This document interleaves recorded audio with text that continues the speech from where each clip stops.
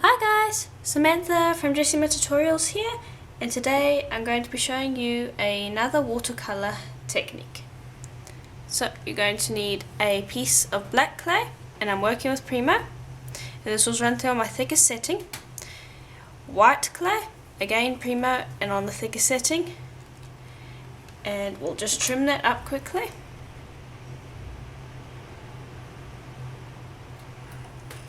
Getting rid of any excess like that, and then you're going to need pearl. Now this pearl was run through on my thickest setting and I want it to fit on here, so I'm going to take it down to my 5th setting, then to my 4th, and then my 3rd, almost there. Take it down to my number 2. There we go. And I just want to make a correction. Actually, these aren't on my thickest setting, they are on my 4th setting. So thickest setting is my number 7, my middle setting is a number 4. So sorry, I just wanted to correct that. And this was done on my number 2, which is my 2nd thinnest setting. And then I'll just flip this up, and again I'll just trim away just like that. Okay, so that's what we are going to need. Now this needs to be run through on the thickest setting of my pasta machine, which is a number 7. Like that. And that's all we need for the moment. And just if you have any crossovers, just trim that up, because you don't want that.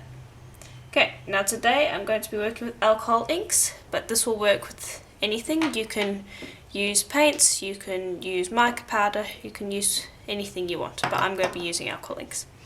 So I'm going to be using Sailboat Blue, Amethyst, and Stone Washed, and these are all Adirondack alcohol inks. And any colour ink will work. These are just the colours I've chosen.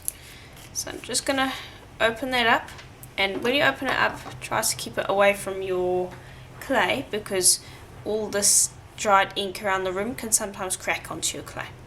Okay, so now we are going to take our brush, just dab a little bit onto it, and then we're going to use that to put these streaks all over our sheet. Now we want some of this pearl clay left, as that's a colour that I want to be in here, so I'm not going to be doing too many streaks, but I want enough that is going to give a bright finish. So just dab it in random.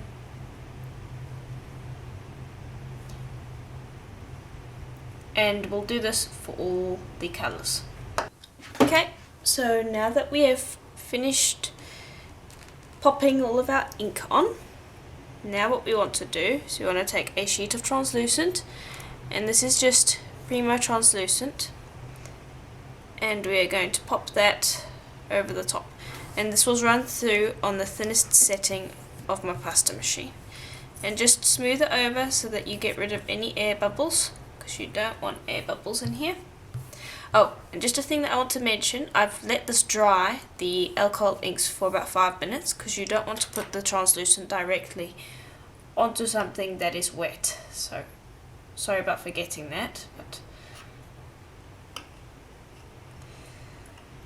just let it dry for a few minutes so that your translucent isn't going directly onto wet alcohol inks, because I found that, and this only happens with some alcohol inks, but I found with some alcohol inks, if you put translucent directly over the wet alcohol ink, the colours will split. So in this case, if with the Adirondack, it seems that if the colour is in the purple spectrum, so like a purpley blue or a bluey purple, it separates into the red and blue, so it really looks quite ugly. So just keep in mind that you need to make sure that your inks are fairly dry before you pop the translucent on. Okay, so just trim that up. I'm pressing the translucent on, and then I'm going to run this through on the thick setting of my pasta machine again.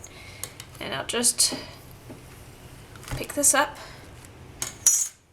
and I'll just run it through. Now, I'm just going to be running it from this side to this side. Like that. Okay, and I'm going to run it through on my 5th setting, and I'm going to rotate it. So before I ran it from this side to this side, now I'm going to be running it from this side to this side.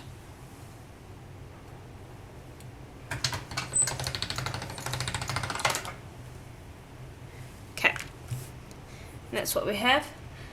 And don't worry if you have some of the translucent lifting up. I found that that happens sometimes. Don't worry about it. It's not a disaster. Okay, and we're going to go down another 2 settings to my number 3 setting, and again rotate it from this side to this side. And what this is doing is it's stretching out the translucent so it's not going to be cloudy, and it's also thinning this up so it's easier to work with. So this is what we have. And I'll just move a few things out of the way, and I'll bring over my circle cutters, which is what we're going to be using. Now these are graduated, so got them in different sizes, and I got these off of Fire Mountain Gems, and I'll provide a link to where I got them from. So what I'm going to do is I'm just going to start with the larger version. So I'm just going to take this out of the camera view, and so I'm just going to be cutting out of it just like this, but I want you to see what I'm actually doing. So I'll take another cut with my largest cutter, and then I'm going to piece it together like that, so we're going to form a sheet. And you can overlap them as well. Just don't press them down too hard when you overlap them, because you want them to be sticking up at the moment, because I want to show you how to roll it specifically to get that wonderful watercolor look. So all of these are the same size, and I'll just continue doing that until I have a sheet. Now you don't want to overlap it too much, because we're going to be putting more circles on top of these, so you want to try and avoid overlapping it too much. So you don't want to be pop it on top like that, you just want to be popping it on enough that you're going to close up gaps. So I'll continue doing this until I've got a fairly largish sheet. Okay, so there, that's big enough. Now what I'll do is I'll go down to the next size cutter, and I'll cut out another one, and then what I'm going to do is I'm going to go and I'm going to lay that on top of the other larger versions. Just like that. And you'll do that for all of your pieces. And now it doesn't matter if these overlap, you just want a general look. So if the piece isn't fitting like there, so that's a bit too big, so I'll go and put these on a larger version. If it doesn't fit, go down to the next size of your cutters and see if that one will fit nicely. So that one fits better.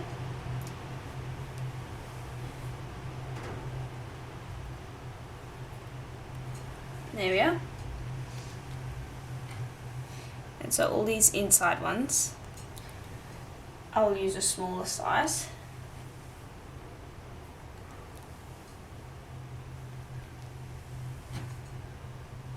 There we are.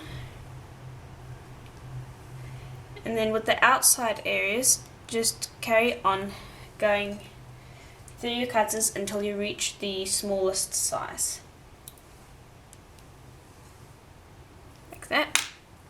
Then I go down again and put another one on, and I go down one more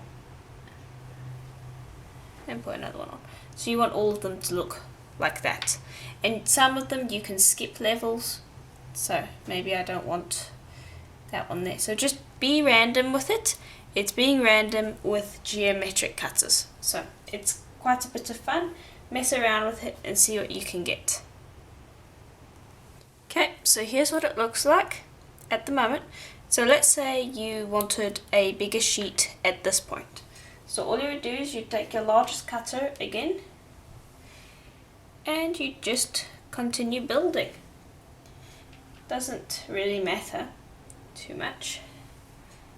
You can just continue with what you were doing and continue going all the way until you're happy with it. Okay, so I'm pretty happy with that. Now we are going to flatten it. Now what you want to do is with the watercolor you want to expose the layers of color underneath. So in this case that would be the white and the black. So the way I like to do that is as I flatten it, or before I flatten it, I pinch the edges of the circles so that it almost folds those colours up, and then I flatten it, and then it gives us that watercolour look, just like that. See? So you do that with all of your circles, you'd pinch them, and then you'd go and flatten. Okay? And so I'll do that, and then I'll come back and show you what to do with the roller. Okay, so now that I've pushed it all out as much as I can, I'm going to start flattening it. And I want to do it in all directions. So instead of just rolling in one direction, I roll it while rotating. And this will help get those lines out as well. Now, another thing to keep in mind is that the translucent that we put on here is also going to add to the depth of the piece. So at the moment it doesn't really add much, but later on it will. So that's almost flattened out. Okay, and now what we can do is we can add more layers now as well. But I'll just run this through a pasta machine first. So I'll pick that up. And I'll just stretch it out a little bit, and then I'm going to run it through on my thickest setting. Like that. And then I'm going to take it down 2 settings to my number 5, and I'm going to run it through again. So it looks like that. So you could use it just like that, but I like to add some more layers. So I usually take my smallest cutter and I'll just pop it on top of all of these circles, and then I'll flatten it out again. So I'll do that and then I'll show you what it looks like. Okay, so now just like the other ones, we'll pinch the edges, all of them, as much as we can. And what this does is it also distorts that shape, so we don't actually want it round. We're just using the round cutter so it makes it easier. But you'll go and pinch all of the edges, try to get it overlapping as much as possible, and then flatten it again. And then we'll see how it looks, and if I think it needs more, I'll just continue layering it until I'm happy with it. So it's really up to you when you stop. Okay, now we're ready to flatten it. I like flattening it with my fingers first and then using the roller, because then I have a little bit more control over what it does. So I'll just flatten out each of these and then flatten it.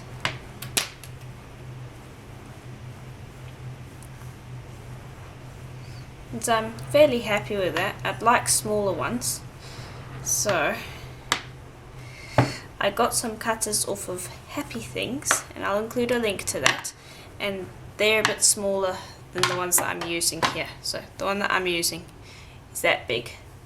The ones from Happy Things, and I'll just bring them over,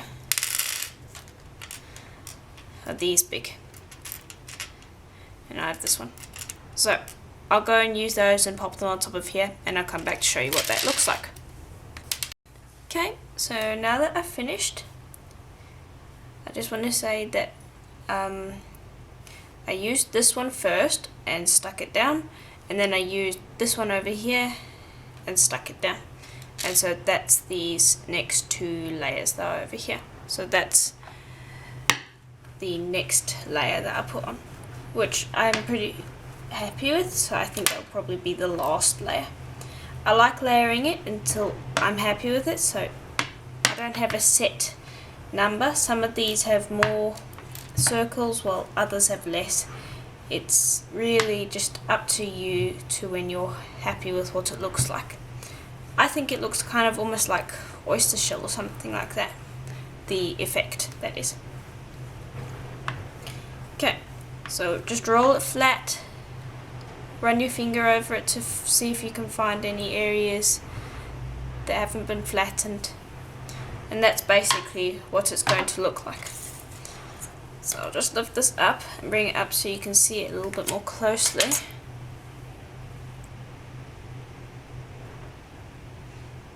So it's completely different to the traditional watercolor technique. It's a bit more geometric. You don't have those cool ripped edges. And so now what I'm going to do is I'm just going to cut out a chip, bake it, and then show you what it looks like, because we've got translucent in here, so it's going to look quite different when it's baked. Okay, so here's the chip I made, and this is where I cut it out. It has been sanded and buffed, and it's got a layer of Renaissance wax on it. So that's what it's going to look like once it's basically finished. So I'll just take it out quickly to show you up close. There we are. Now I'm just going to twist it around so you can see that that's got a really nice buff. And hopefully you can see how shiny that pearl clay is. So that's basically the rim around the pieces that we cut out, and also that translucent is giving some depth as well, so that it almost looks like little water pools inside some sort of ice encasing. So I think that's really cool.